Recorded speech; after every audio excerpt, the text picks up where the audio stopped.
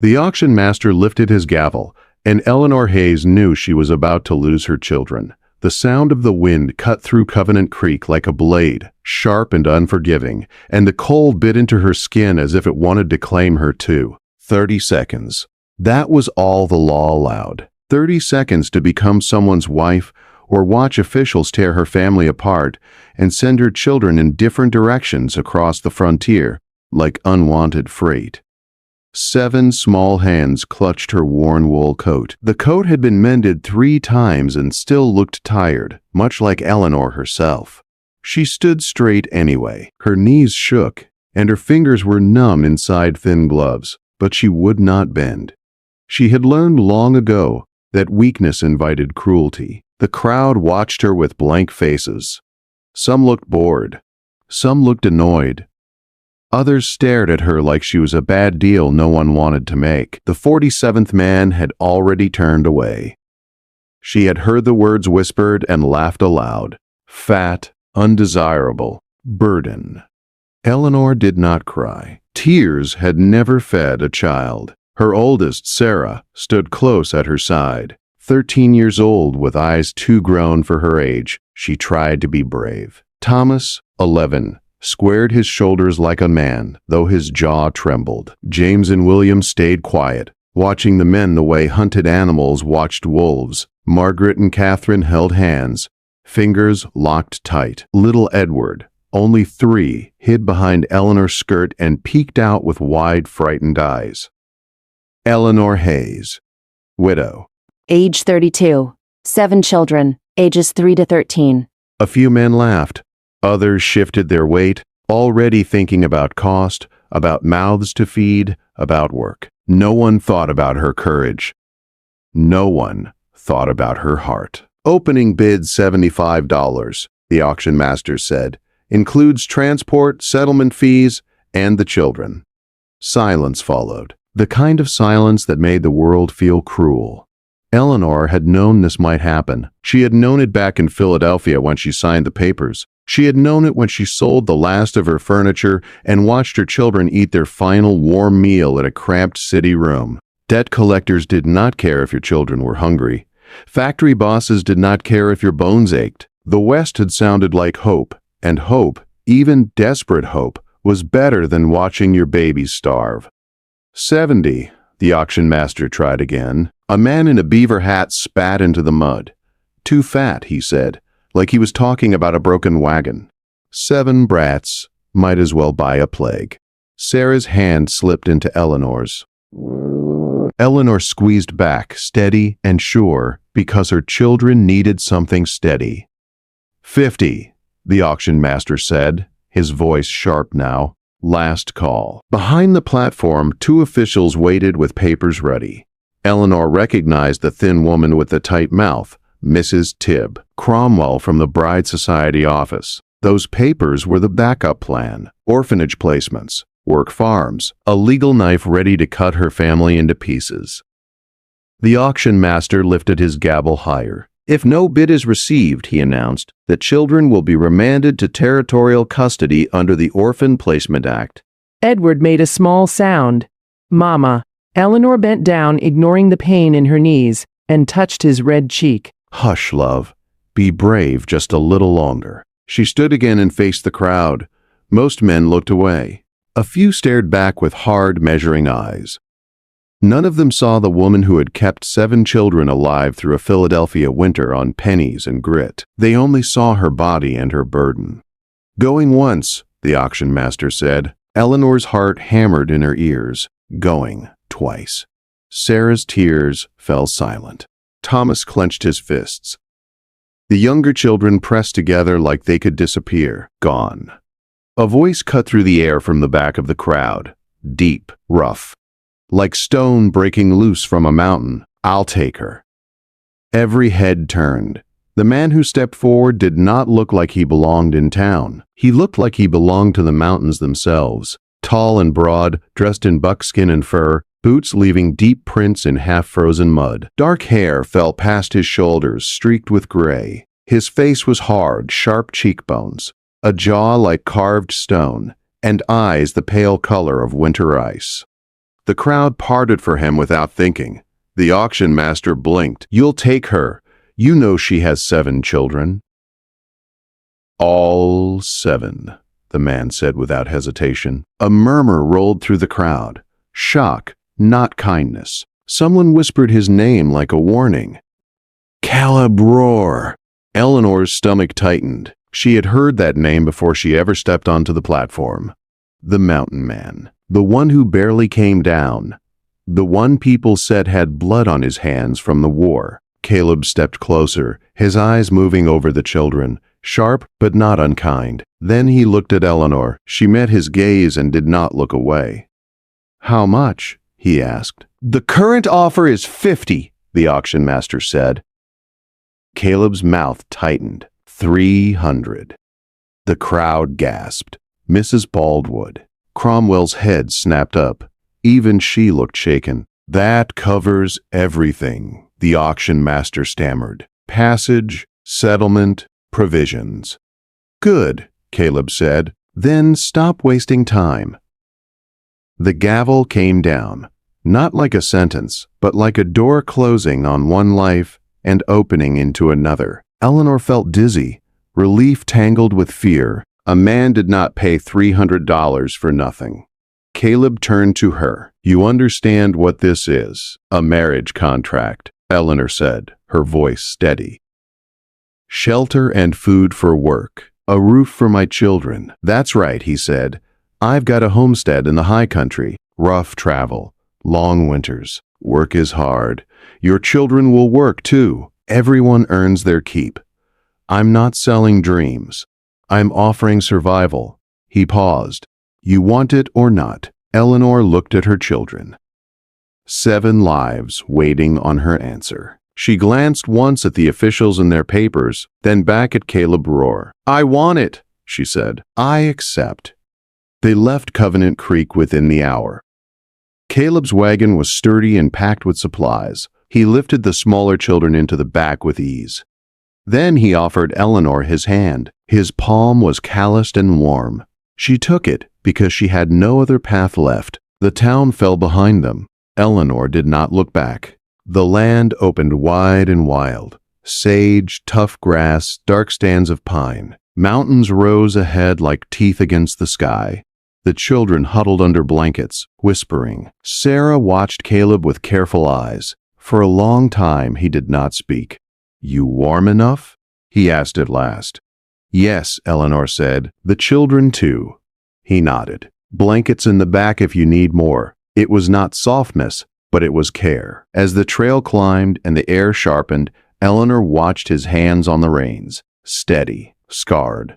"Sure. Why did you do it?" she asked. "Because I needed help," he said.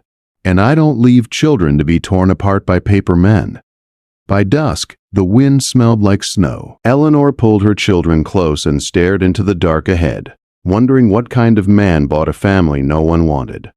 And why the town seemed afraid of him. Somewhere beyond the trees and the cold was his homestead. And Eleanor felt that what waited there was not just hard work and winter storms, but the truth about Caleb Roar. The storm came down from the mountains before sunrise on the second day of travel. It arrived fast and heavy, as if the sky had decided to bury the world without warning. Snow spun so thick Eleanor could barely see the horse's ears ahead of the wagon. The wheels groaned as they sank into deepening drifts, and the children clutched each other beneath the blankets. Caleb Roar drove as if the storm were only an inconvenience. His jaw stayed tight, his eyes narrow beneath the brim of his hat, reading the land the way Eleanor once read factory ledgers back east. Calm, sharp, certain. Still, even he could not ignore the danger growing around them. "We need shelter," he said, raising his voice above the wind. "There's an old trapper's cabin close. If we don't reach it, this storm will freeze us before nightfall." Eleanor pulled Edward closer, her fingers numb but firm. "How far?" "Half a mile," Caleb said. "Maybe less." Half a mile felt like 50 in weather like this. The wagon slid sideways on ice, and the children gasped as Eleanor grabbed the seat to stay upright. Caleb snapped the reins lightly, steadying the horses with quiet words. He never shouted.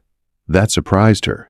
Snow piled on the wagon cover, heavy enough to threaten collapse. Eleanor pushed it off when she could, her arms burning, her breath sharp in her chest. Then Caleb pointed through the white blur. There. At first she saw nothing. Then a shape appeared. A low log cabin half buried in snow, leaning but standing. Relief hit her so hard her knees nearly gave out. They reached it just as the wind screamed louder. Caleb jumped down, lifted the youngest children, and carried them inside. Eleanor followed, slipping on the ice, her heart pounding, until all 7 children were safely through the door. The cabin was dark and bitter cold, but dry. A stone hearth waited at the far wall. Dust covered the table and floor, untouched for months. "Stay with the little ones," Caleb said. "I'll get wood." He vanished back into the storm. Sarah moved at once, helping clear the hearth. Thomas hovered near the door, fear creeping into his eyes. "Mama, is he coming back?" "Yes," Eleanor said, though doubt tugged at her. "He won't leave us." When Caleb returned with an armful of wood, snow clinging to his hair and beard, he struck a flame without delay. Fire bloomed, weak at first, then stronger. Heat crept back into frozen bones. They slept close to the fire. Caleb kept watch by the door, rifle across his knees. The storm howled through the night, but the cabin held. By morning, the wind had not eased. Snow blocked the door almost halfway. Caleb handed Eleanor a tin cup of hot coffee. "You'll need strength," he said. "We may be stuck." The children woke slow and quiet. Thomas helped shovel snow with Caleb, following every instruction exactly. Eleanor watched through a frost-clouded window, her heart twisting until they returned safely. The storm eased late that afternoon. The world fell silent beneath white. They left the cabin the next morning, spirits lighter, though Eleanor sensed the land was still watching them. They had traveled barely an hour when Caleb lifted his hand sharply. "Quiet." The horses slowed. Eleanor felt fear slide cold into her chest. "Someone's following," Caleb said. 3 riders appeared through the trees, dark shapes moving fast. "Roar!" a voice called. "Hold up!" Caleb muttered a name Eleanor had never heard spoken kindly. Crowley. The riders cut in front of the wagon, forcing them to stop. The lead man smiled, a long scar pulling at his cheek as his eyes slid over Eleanor and the children. "Looks like you picked up cargo," he said. Eleanor pulled the children closer, rage and fear tangling in her chest. "You have something I want," Crowley said. Caleb's voice dropped. "Ride away." Crowley laughed. "A woman like her would last longer with me. The kids, too. Plenty of use for them." Something snapped inside Eleanor. "We don't belong to you," she said, her voice shaking but strong. Crowley reached for his pistol. Caleb fired first. The bullet tore Crowley's hat free. Horses reared. Snow exploded into the air. The men crashed together in the snow, fists flying, breath steaming. Eleanor watched in horror as Crowley gained the upper hand, forcing Caleb down, hands closing around his throat. She did not think. She moved. Grabbing the spare rifle from the wagon, Eleanor ran through the drifts, heart pounding so hard it drowned out the storm's echo. She swung the rifle with all her strength. The wooden stock struck Crowley's head. He collapsed into the snow. Caleb pushed free, coughing, stunned. He stared at Eleanor like he was seeing her for the first time. "I protected my family," she said simply. Crowley's men dragged their leader away, fear finally winning over greed. Silence returned to the mountains. They rode on without speaking for a long time. When the forest opened, a valley appeared below, guarded by rock and pine. A solid log cabin stood at its heart. A barn. Fences, firewood stacked high. Caleb slowed the wagon. "Welcome home." The word felt heavy and fragile. The children ran ahead, laughter breaking free at last. Eleanor stood beside Caleb, breathing in the sharp mountain air, feeling something settle deep in her chest. Not safety yet, but the promise of it. The valley was quiet after the wagon stopped, the kind of quiet that felt deep and old. Snow rested on the tall pines like a careful hand, and the mountains stood around the homestead as if they had chosen to guard it. Eleanor climbed down from the wagon, her boots sinking into the soft snow. And for the first time since Philadelphia, she felt the ground beneath her feet did not want to push her away. The children scattered with cautious excitement. Thomas ran toward the fence, testing its strength. James and William stared at the barn like it was a castle. Margaret and Catherine stayed close, holding hands, while Edward pointed at the smokehouse and laughed, the sound bright and surprising in the cold air. Sarah stayed near Eleanor, her eyes taking in every detail, already measuring this place the way a grown woman would. Caleb stood beside Eleanor, watching them all. "They'll be safe here," he said quietly. "Safer than anywhere else I know." Eleanor nodded. Her throat felt tight. "It's more than I hoped for." He turned toward the cabin.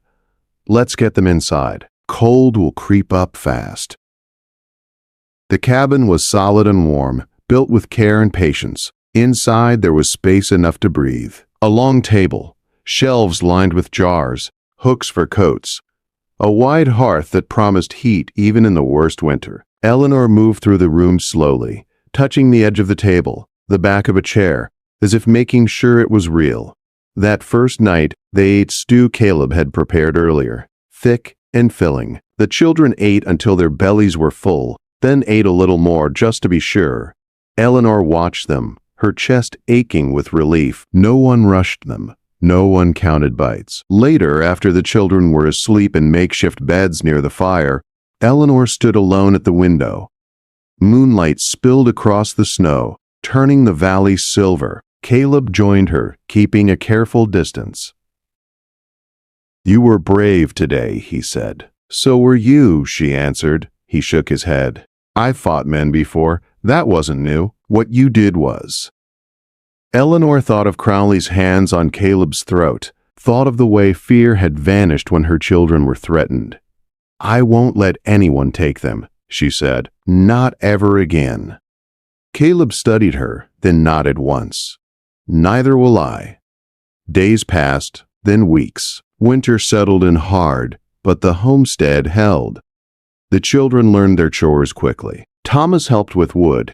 James and William learned to care for the animals. Sarah kept track of supplies with Eleanor, her careful mind sharp and steady.